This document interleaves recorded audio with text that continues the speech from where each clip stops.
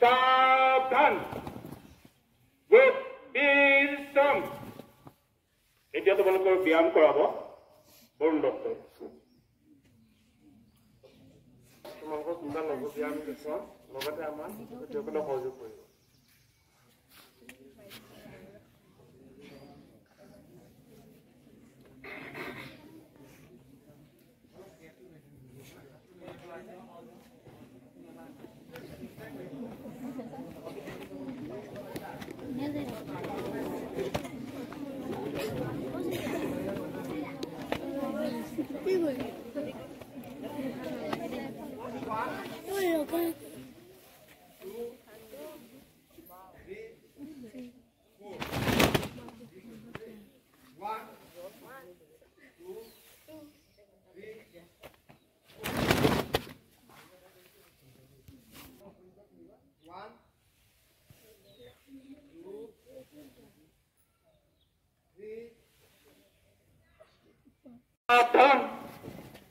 এতিয়া প্ৰাৰ্থনা সভা আৰম্ভ কৰিব প্ৰসেনজিৎ পানিকাৰ গুৰু বন্দনাৰে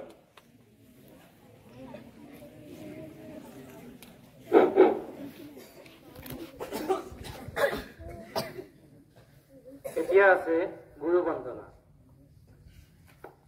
গুৰু ব্ৰহ্মা গুৰু বিষ্ণু গুৰু দেৱ মহেশ্বৰা গুৰু সাক্ষাৎ পৰম ব্ৰহ্ম তস্मै শ্ৰী গুৰুৱে নমঃ তস্मै গুৰুৱে নমঃ তস্मै শ্ৰী গুৰুৱে নমঃ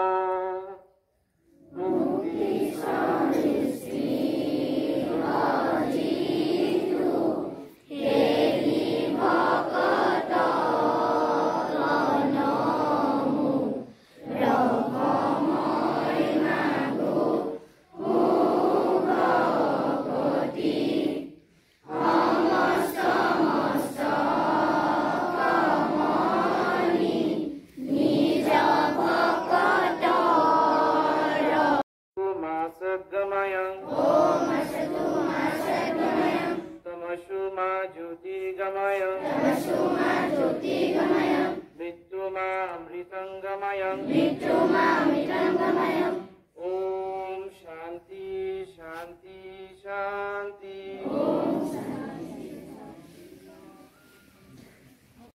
সুপ্ৰভাত সকলোকে আন্তৰিক শুভেচ্ছা জনাইছো আজি 14 নৱেম্বৰ গ্ৰেগৰিয়ান বৰ্ষপঞ্জীৰ 318তম দিন আজিৰ পৰা বছৰটো শেষ হ'বলৈ 47টা দিন বাকী থাকে আজি বিশ্ব তথা ভাৰতীয় ইতিহাসত ঘটা কেইটামান উল্লেখযোগ্য ঘটনাৱলী হ'ল 1969 চনৰ 14 নৱেম্বৰত এপ'লো 12 মহাকাশযানখন চন্দ্ৰ অভিমুখে উৎক্ষেপণ কৰা হয় 2002 চনত পৰমানন্দ বৰগায়ন আৰু সীমা বিশ্বাসৰ নাম আজিৰ দিনটোতেই সংগীত নাটক একাডেমীৰ বাবে ঘোষণা কৰা হয় জন্ম আজিৰ দিনটোতে 1889 চনত ভাৰতৰ প্ৰথমজন প্ৰধানমন্ত্ৰী নেহেৰু ডাঙৰীয়াৰ জন্ম হয় 1891 চনৰ 14 নৱেম্বৰত ইনচুলিনৰ আৱিষ্কাৰক কানাডাৰ বিজ্ঞানী ছাৰ ফ্ৰেডৰিক গান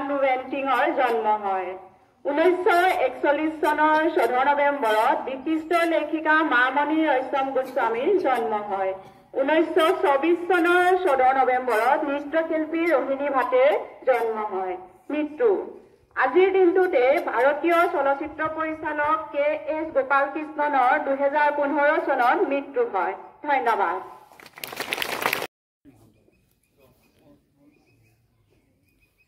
নমস্কাৰ আৰু সুপ্ৰভাত আজি অসমীয়া প্ৰতিদিন কাকতত প্ৰকাশ পোৱা মুখ্য বাতৰিসমূহ হৈছে এনেকুৱা ধৰণৰ বিক্ষিপ্ত হিংসাৰ মাজেৰে ৰাজ্যৰ 5টা সমষ্টিত উপ নিৰ্বাচন ভোট সম্পন্ন বিয়লি 5 বজালৈ 75% ভোটদান। আজি দিনটোৰ আন এটা গুৰুত্বপূৰ্ণ খবৰ হৈছে যে ব্ৰিটিছ ঔপন্যাসিক সামান্থা হাৰ্ভলৈ বুকাৰ বঁটা প্ৰদান কৰা হৈছে। আজি দিনটোৰ এটা বেয়া লগা খবৰ যে বিশিষ্ট অসমীয়া গণিতজ্ঞ বুদ্ধপ্ৰসাদ চেতিয়াৰ বিয়োগ। আজি অসমৰ খেলপ্ৰেমীলৈ এটা ভাল খবৰ যে আজি অসম চৰকাৰৰ উদ্যোগত অনুষ্ঠিত হোৱা খেল মহাৰণ 2.0 আৰম্ভ হৈছে আৰু প্ৰায় 60 লাখ খেলুৱৈয়ে এই খেলত অংশগ্ৰহণ কৰিছে। আজি দিনটোৰ অন্তিমটো খবৰ যে কাজিৰঙা আৰু মানাহ ৰাষ্ট্ৰীয় উদ্যানত পৰ্যটকৰ আগমন দিনক দিনে বৃদ্ধি পাইছে। সকলোৱে দিনটো শুভ হওক। ধন্যবাদ।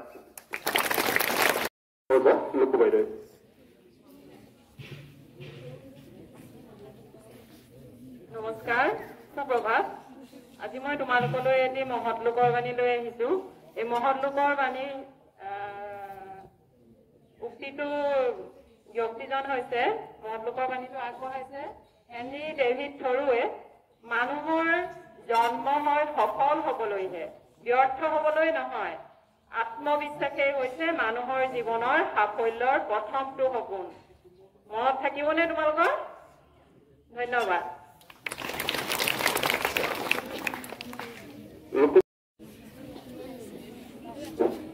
নমস্কাৰ, সুপ্ৰভাত। মই দুটি সাঁতৰ ক'বৰ কাৰণে আগবাঢ়িছো। সাঁতৰকেইটা হৈছে দেশ আছে মানুহ নাই, নদী আছে পানী নাই।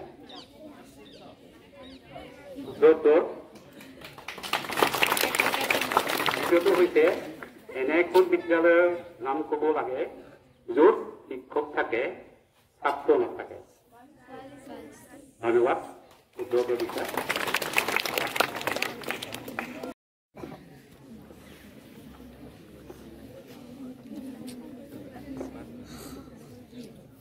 সুপ্ৰভাত। নেহেৰু খুৰাৰ এটা উক্তিৰে আজি শিশু কাইলৈ দেশৰ ভৱিষ্যত নাগৰিক, এই বাণীয়ে আজি দিনটোত তোমালোকৰ আগত মোৰ এটা ভাল লগা কবিতা মই পাঠ কৰিবলৈ ওলাইছো। এই কবিতাটোৰ মাতৃসকলৰ বাবে মই পাঠ কৰিব ওলাইছো। মোৰ এটা ভাল লগা কবিতা। কবিতাৰ কি নাম? বহু কথাই এতিয়া সলনি হ'ল। বহু কথাই এতিয়া সলনি হ'ল, তাই যে এতিয়া মাক হ'ল। সেই ভাল পোৱা তাহানি সেই ছোৱালীজনীৰ টোপনিবোৰ আজি এলাগি লগা হ'ল। খাই ভাল পোৱা ছোৱালীজনীয়ে কি ৰান্ধিছে খবৰ নৰখা হ'ল। ফুৰি ভাল পোৱা ছোৱালীজনী ঘৰৰ ভিতৰতে আবদ্ধ হ'ল, তাই যে এতিয়া মাক হ'ল। অভিযোগ অভিমানবোৰ মাতৃ স্নেহতে হেৰাই যায়।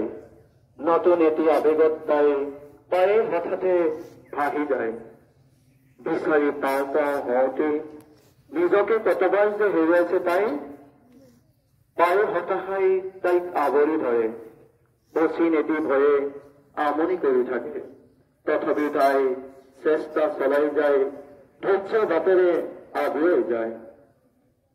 তাইক যেতিয়া লগ পাবা, কণমানিটোৰ লগতে তাইৰো এটা খবৰ ল'বা। কণমানিটোক সাৱৰি ধৰোঁতে তাইৰ মূৰতো হাতখন এবাৰ দোলাই আহিবা। যেতিয়া মৰমেৰে কণমানিটোক উপচাই দিবা, সাহস দিয়া মৰম সনা হাঁহি এটা তাইৰ বাবেও এৰি থৈ আহিবা। কাৰণ সকলো কথাই যে আজি সলনি হ'ল, তাই যে এতিয়া মাক হ'ল। ধন্যবাদ। কৰাব শ্ৰী ৰঞ্জিত কলিতাচাৰ্য।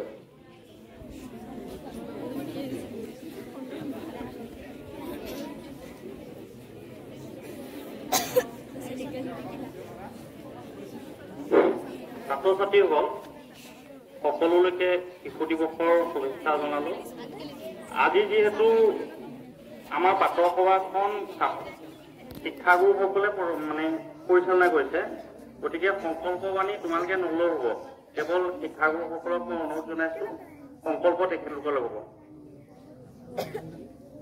এইখন আমাৰ বিদ্যালয়, বিদ্যালয়খন আমাৰ আপোন। আমি সদায় বিদ্যালয়লৈ আহিম, বিদ্যালয়খন পৰিষ্কাৰ কৰি ৰখাৰ লগতে ছাত্ৰ ছাত্ৰীৰ সকলো দিশতে চকু ৰাখিম। আমাৰ ছাত্ৰ ছাত্ৰীসকল দেশৰ ভৱিষ্যত নাগৰিক। তেওঁলোকক সুনাগৰিক ৰূপে গঢ়ি তুলিবলৈ যৎপৰোনাস্তি চেষ্টা কৰিম। আমি কোনোদিনে নিজ কৰ্তব্যত অৱহেলা নকৰোঁ। আমি দেশৰ মান সন্মান ৰক্ষা কৰিবলৈ চেষ্টাবদ্ধ অগ্ৰসৰ হ'ম বুলি সংকল্প ল'লো। ধন্যবাদ।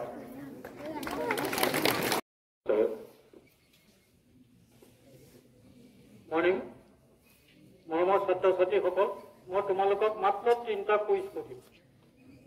2টা হ'ব জিকে আৰু এটা হ'ব আধ্যাত্মিকতা। প্ৰথম সুধিছোঁ জিকে। আচ্ছা, আমাৰ মহাত্মা গান্ধীক কোনখন দেশে মহাত্মা উপাধিটো দিছিল? গুড।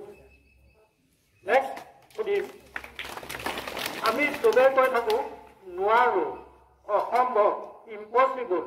এজন মহাপ্ৰতাপী লিডাৰে কৈছিল the impossible word has only in the dictionary, যে অসম্ভৱ শব্দটো কেৱল ডিক্সনেৰীত থাকে। সেই লিডাৰজন কোন?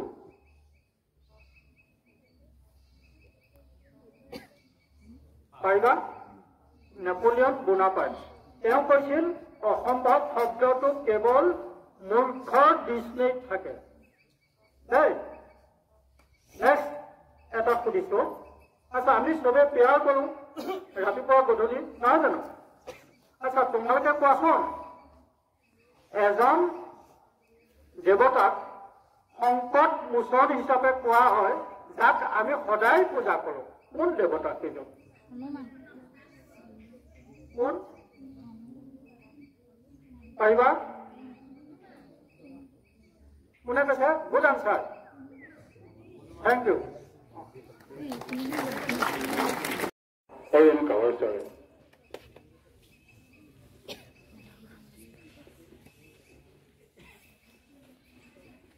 Good morning, everyone. Happy Children's Day to all of you. Today I am going to say a few lines about Pandit Jawaharlal Nehru. Pandit Jawaharlal Nehru was born on 14 November 1889. His father's name was Motilal Nehru and mother's name was Swaruprani. He had 2 sisters, namely Vijayalakshmi and Krishna. Pandit Nehru was a great leader of Indian freedom fighters. He was imprisoned for 9 times during the freedom struggle. After independence of India, he became the first Prime Minister of India and served as a Prime Minister for long 17 years. Nehruji loved children very much. He believed that children are the future of our nation, and so it is important to nurture them well for growth of the country. The great personality was a writer too. Discovery of India, glimpses of world history, letter from a father to his daughter are his great literary activities. The 30 number of letters were written by him while he was in jail. He was died on 27th May 1964. After his death, his birthday is celebrated as Children's Day every year. With these sentences, I conclude my speech. Thank you. Have a great day.